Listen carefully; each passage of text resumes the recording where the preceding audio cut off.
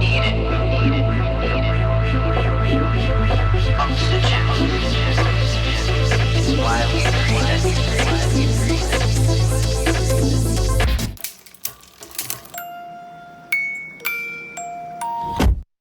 Don't forget to follow Grit Daily News as well as me, your host, Loralyn Mears, everywhere on social media.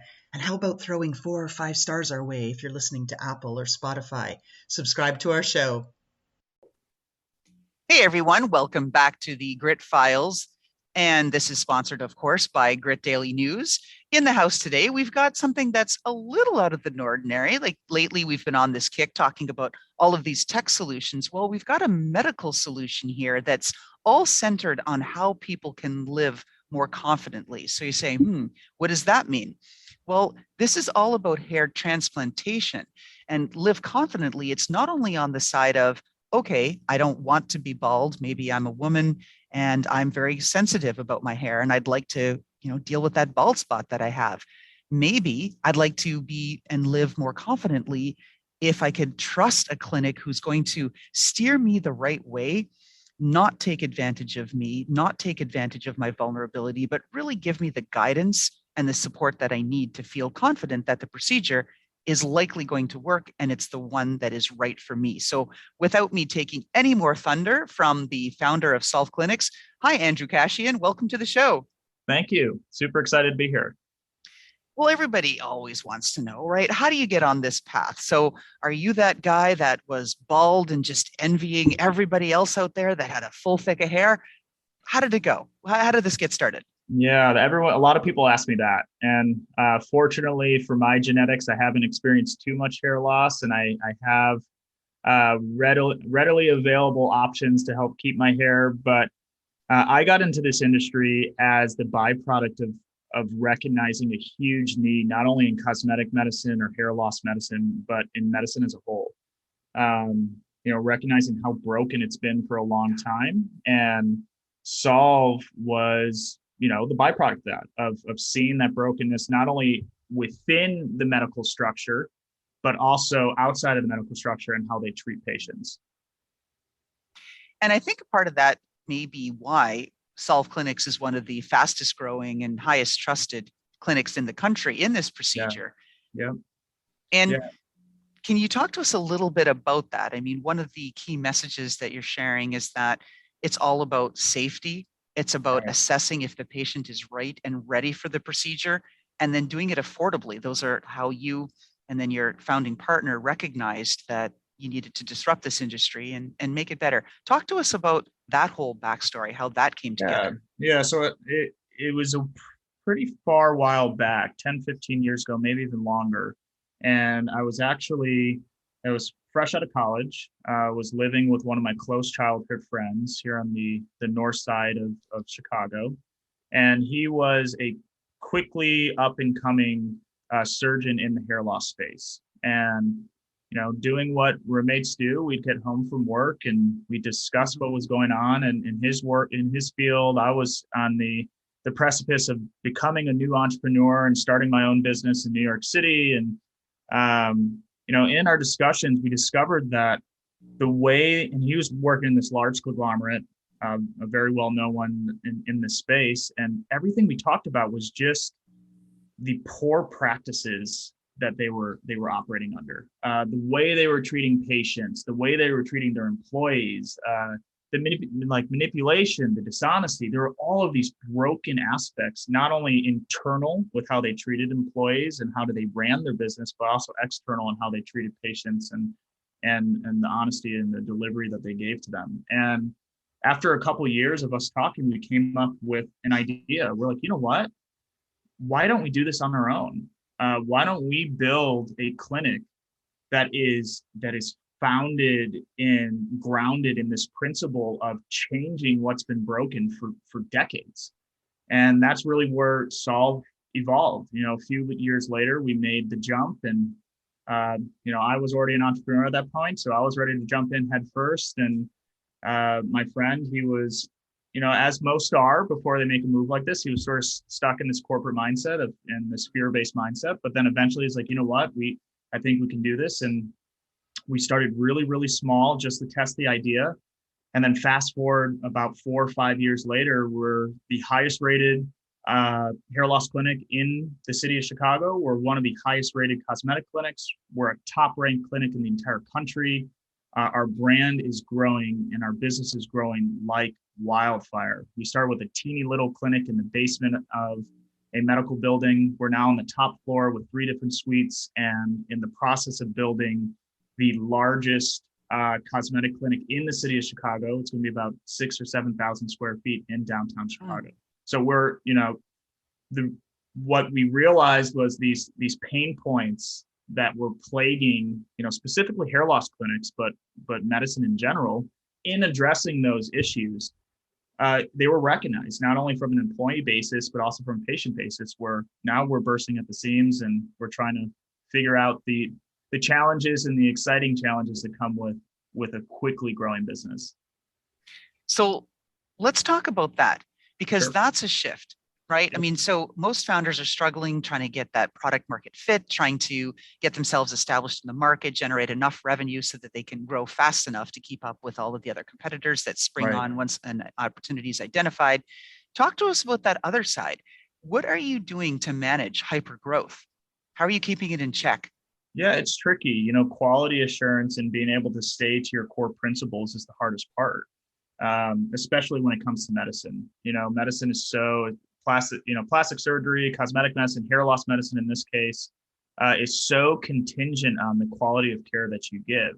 And a lot of businesses make the mistake of embracing growth too quickly, especially in this field of like, oh, we could open 10 clinics and we'll just hire anybody and we'll expedite the training process. And what happens there is quality spirals. So for us, as challenging as it is and as tempting as it is to take that bait to go down that path, we have elected to take a more slow and steady approach of making sure everyone that we hire, everyone that we train is kept to the same high standard. And in turn, the growth trajectory might be a little bit slower, but what it's done is it's ensured us a very, very secure business without a jeopardizing of quality or, more importantly to us, the principles that we stand by. I would think that there's an extra layer of, judiciousness that you'd have to apply, just given that this is a medical procedure. It's not just like, hey, yeah, I'm going to, add 10,000 more users today, right, to my software package. Right. Talk to us about the challenges that you've had to face, not only securing the original licenses that you have to be able to practice in these clinics, but the ongoing efforts with respect to compliance. Because in my experience, the conversations I've had with founders that are touching on that FDA regulated device, any of that sort of side of things, they underestimate the amount of legal effort that it takes, and they definitely underestimate the time and the cost involved to secure those approvals. Can you tell us a little bit about your experience on that side? Because your business partner here is on the medical side, practicing surgeon. Yeah, exactly. So I mean, the most difficult parts with starting a medical based business is truly the start. Getting the right people in the right places, having the right coverage, falling within compliance and OSHA compliance. So when you're building something physical, there's a whole checklist of things that you need to do to make sure that you're running legally. And then from a licensing standpoint, it's relatively simple as long as you're checking the correct boxes, having the right people in the right spots, having the right coverage, having the right insurance. And then from a staffing standpoint, making sure that your staff is licensed and within compliance of the role that they're playing and the procedures that they're doing. There have been issues in our industry specifically with some clinics having people who aren't properly licensed or have a license that's below the requirement doing procedures they shouldn't be doing. And that has created a lot of issues. And it's an attempt to cut costs, but it's something that we avoid like the plague here. So with medicine's an interesting field because it's changing so rapidly, especially with COVID. There's this emergence of massive telemedicine. All these people stuck at home, tons of practitioners going from in-persons to virtuals. And within that emerging form of medicine and that growing form of medicine, there has been a lot of change and there's a lot of flux. So as an owner of a business like this, you sort of just have to constantly be ready for making a shift where maybe, telemedicine and forms of telemedicine are legal today. They might not be ready tomorrow, and being agile enough to be able to shift in that direction. But from a structural standpoint, the key is just you set your foundation correctly, then growth above it follows. The worst thing you can do is build on, unstable ground and then try to build upwards and then repair it later.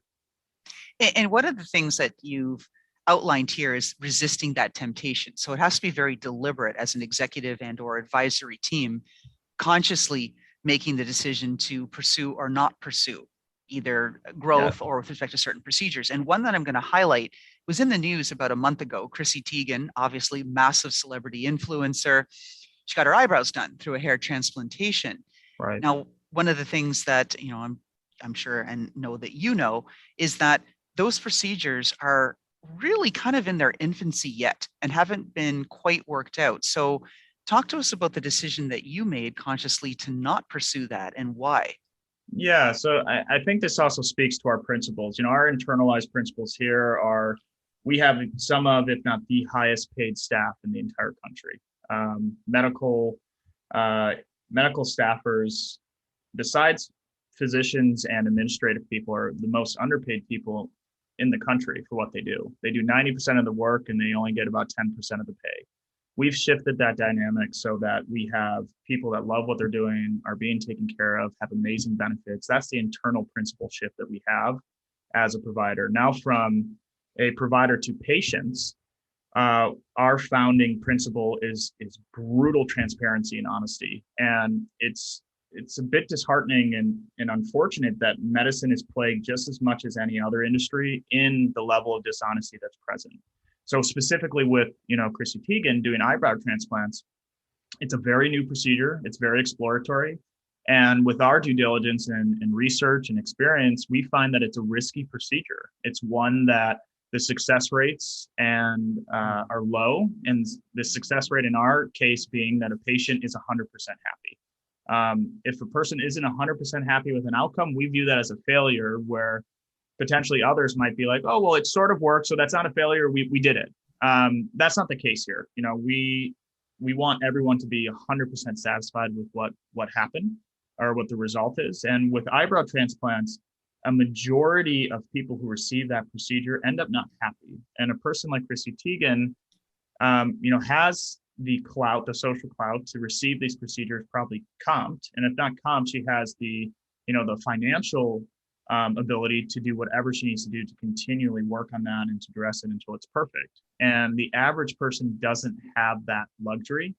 So when someone comes, like when women come to us, and there's this whole movement and trend for women to have bushy eyebrows when it used to be pencil eyebrows, and we understand why it exists. Women are getting tattooed eyebrows, and there's all these things happening. So the natural course here is, we can do hair transplants for head hair. Why don't we do it for eyebrow hair? And there's a huge media push for it, but the reality is that eyebrow transplants really don't render good results. The type of hair that you use for eyebrows are different. Eyebrow hair is different than head hair. And what people don't realize is that when you transplant head hair into your eyebrows, it still grows like head hair. So the texture is different. It grows long, so you have to trim it. You have to give it like haircuts to it. There's a lot to it that people don't realize, and oftentimes that is not disclosed to people. They're just, patients will come in with money in hand, and that's all a provider needs to know. Here, that's the opposite. When a patient comes in, we educate them. We educate first always, and we go, well, these are the risks. This is the good. This is the bad. And then in a situation like an eyebrow transplant, we actually will encourage them to not do it, to keep their money, to find other options, or to find something that would work potentially better. On the topic of education, so nice segue. Thanks, Andrew. Yeah, of course. Let's pretend that we're all aliens here, and You're trying to describe what is a complex procedure. People have heard of, FUU, for the follicular side of things. So that's the hair follicle, and PRP, platelet-based. What does that really mean? Talk to us as if we're aliens and you're really trying to simplify it. How the hell do you get the hair from the back of the head or somewhere else into where you want it? It's an awesome question and something that we train all of our people here in. Medicine has a the medical world has a tendency to flex their knowledge on patients. It makes me cringe when people go in to see doctors and they use their big medical school language and they talk past you, and it's I don't know if it's driven by ego or an attempt to confuse, because a confused patient is an easier patient to deal with because they don't ask you questions that are pointed. Um, but what we do here is we try to simplify things. And for example, the FUE procedure, it's follicular unit extraction. At the most basic level, it's the relocation of hair, or what we call grafts. A graft is a cluster of hair. Every hair on your body is composed in a graft. It can have as little as 1 hair, as much as potentially 5 hairs. And with the transplant surgery, with FUE specifically, it's as simple as making a micro cut or incision around the base of each of those grafts, or those clusters of hair, pulling them out, and then relocating them to a new location. Now, most providers are going to give you a very long-winded, medical terminology-filled explanation of how that surgery works to try to flex the complexity of it. But the beauty of this procedure is the simplicity of it. And really, there are so many great providers out there that can do a really great job at the surgery because of how simple it is. Contingencies of success aren't based on the complexity as much as it is following the proper, the proper steps to make sure the grafts stay alive. And then PRP is the other that you asked about, platelet-rich plasma. And the process here is really simple too. You come in, we take a blood draw. We take your blood to our lab or to a lab. We extract the plasma from it. The majority of the extraction is done with a centrifuge, meaning it just spins really quick, and there's a separation substrate in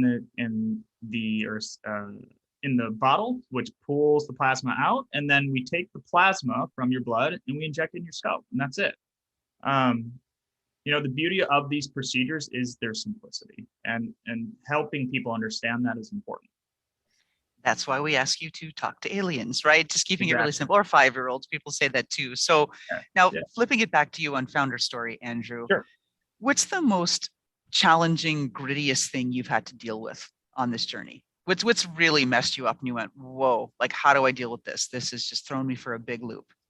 Yeah, I think the most difficult thing for us is that since we are pioneering this new approach to medicine, it's been met with a lot of resistance from other providers as well as patients, because it's a little bit confusing. A lot of patients early on would come in and be like, we don't understand how you pay your people more, you charge your patients less, you get really good results, and you're growing. It's like this perfect storm of like, how is it possible?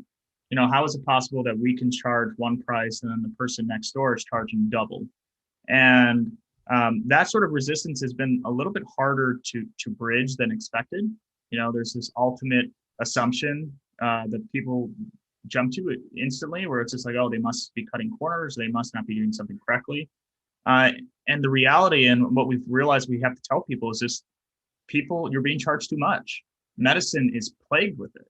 Procedures are providers, whether it be for the procedures we're offering or for others, they simply charge too much because they're able to. There's a monopoly that's existed. We like to call it a boys club here, of people that have been controlling this industry, and they keep the prices high and they help each other out by doing that. So with the introduction of Solve, we're breaking that down. And when you change is always met with resistance, and there's been resistance from other providers of being frustrated with what we're doing, because we're bringing the truth and the reality to procedures that they've controlled for a long time. And then there's also a level of resistance that comes in the form of confusion and doubt from patients. So, in line with everything we do here, the way that we've addressed that is just to educate. Simple things like even talking to you today to help people understand, the truth behind these things, so that when they do make these decisions, whether it's with us or anywhere else in the country, they know that there are options. They know that there is manipulation that happens regardless of what industry you're in. What if I gave you an undo button, personally or professionally? What would you undo? Oh, good question. I think the thing, I would have jumped in sooner, really. When we jumped in, and we were still so driven by fear. we did such a small dip of our toes in the water to test the thing if it worked. And in retrospect, it delayed our progress by like 2 years because we wanted to take this gradual, safe, approach to this because we were nervous. We didn't really, we were scared. We thought it was a great idea. We believed in it, but truthfully, we didn't believe in it enough. Otherwise, we would have jumped in sooner and quicker and harder. So if there was an undo, I'd go back to to my first conversations years ago, and then maybe slap that version of myself in the face and be like, this is amazing. Like, believe in yourself, go for it. Because we could have been so much further than we are now. But, these things take a natural course for a reason. So there's no real regrets with the path. As one entrepreneur to another, and we've got a whole audience of them. Sure. What's that headline that you would share, or that tweet, that short line, say like, hey, entrepreneur, hey, what? If you recognize something that you can change for the better, go for it. You'll succeed. I mean, that is the key of any entrepreneurial spirit, is you find things that are broken and you make them better. And if you're able to do that with passion and a work ethic, there's nothing that will stop you. Excellent. Now, last question. This one's a little bit more fun.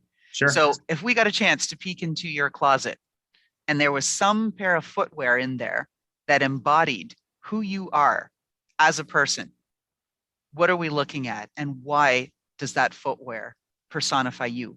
Oh, juicy question. So I'm going to tell you I'm going to tell you about the shoes that I wear every single day when I'm not in work. I've got a pair of 5-6-year-old motorcycle boots that are completely beat up and worn and have different colored laces. And I think half the people that look at them would think they belong to someone that's potentially homeless. But for me, I think it's sort of the epitome of who I am. I'm an avid motorcyclist. One of the business I started was a non-for-profit co-op in New York City. I gave people spaces to work on motorcycles and learn about them. And then outside of that, when I am not in the medical setting, I am always just working on something. I'm a busy bee. I'm a little bit of a gearhead. I like working on bikes and cars. So I think it drives my wife crazy because I'm always bursting at the seams to do something. I can't really sit still for very long. Well, it sounds like these scruffy, beat up motorcycle boots then are exactly who you are. They're the best and they're so comfortable. See, that's the key, right? Like, you got to shift. Yeah. I know. All right. So with that, before we just wrap up, Andrew, how can people find Solve Clinics? Yeah, it's super easy. You can go to solveclinics.com or you just Google Solve Clinics. You'll be able to find us. The biggest thing I tell people, we're solely based in Chicago now, but we offer free virtual consultations, free visits all day, every day. We do anywhere between 40 to 100 of them a day, where we have assigned patient advocates whose job is to do one thing and one thing only, that is to educate people. So if any of your listeners or anyone listening now is listening from somewhere outside of the city of Chicago, it doesn't matter where you are. You can submit an inquiry, even if you just want to learn about the options, about the industry, about the procedures. And we are more than happy to jump on a call virtually and tell you whatever you'd like to know. And there's never a cost associated with that. Oh, fantastic. And it's not like Chicago's far compared to Turkey and everywhere else that people fly to get these procedures done. So we've got it there. So with that, this is a wrap. So Andrew Kashian, founder of Solve Clinics, who is taking the next step of helping people live confidently by helping identify what those hair transplantation opportunities are that are right for the patient, and giving you, the patient, putting the power back in your hands so that you can make the decision if it's also right for you. So thank you. We need more ethics and stuff in medicine and in practices like this. So thank you, Andrew, for being on our show. Yeah, thank you so much. And how about that fantastic intro by Touch Circle?